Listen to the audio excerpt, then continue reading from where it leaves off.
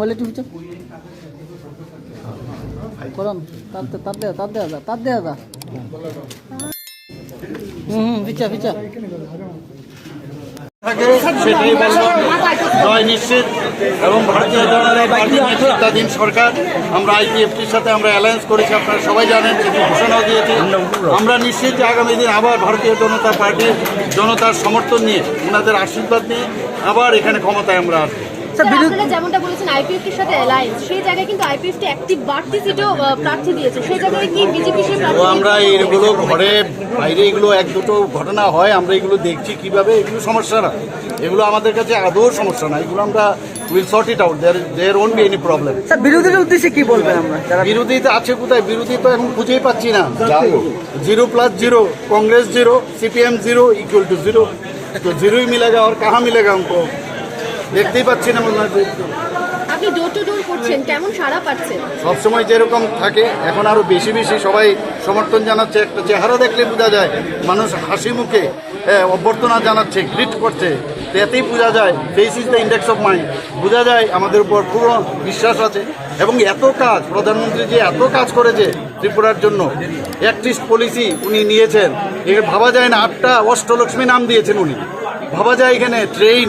এখানে ট্রেন চলছে, এখান থেকে ব্রডগেজের ট্রেন, ত্রিপুরার থেকে 7টা 11টার এক্সপ্রেস ট্রেন যাচ্ছে। কোনোদিন ভেবেছি আমরা কোনোদিন যে রাজধানী এক্সপ্রেস আগরতলা থেকে যাবে, কোনোদিন মণিপুরে যাবে, কোনোদিন ভাবিনি। তো সেইভাবে development, Airways, internet, national highway, সব দিকে সমস্ত জায়গার মধ্যে খালি ডেভেলপমেন্ট। সেটা স্বাস্থ্যের দিক দিয়ে, স্বাস্থ্যক্ষেত্রেই হোক, এগ্রিকালচারের দিক দিয়ে হোক, এডুকেশনের দিক দিয়ে, আপনারা সবাই জানেন, সব দিক দিয়ে প্রধানমন্ত্রীজি সবসময় বলেন ডেভেলপমেন্ট ছাড়া আমাদের কোনো কাজ না। উনি সারাক্ষণ ধরে 2-3 ঘন্টা উনি ঘুমন, বাকি সময় উনি মানুষের জন্য চিন্তা করেন। আমাদের উপায় নেই, সেই লাইনে আমাদের করতে হবে, কিছু করার নেই।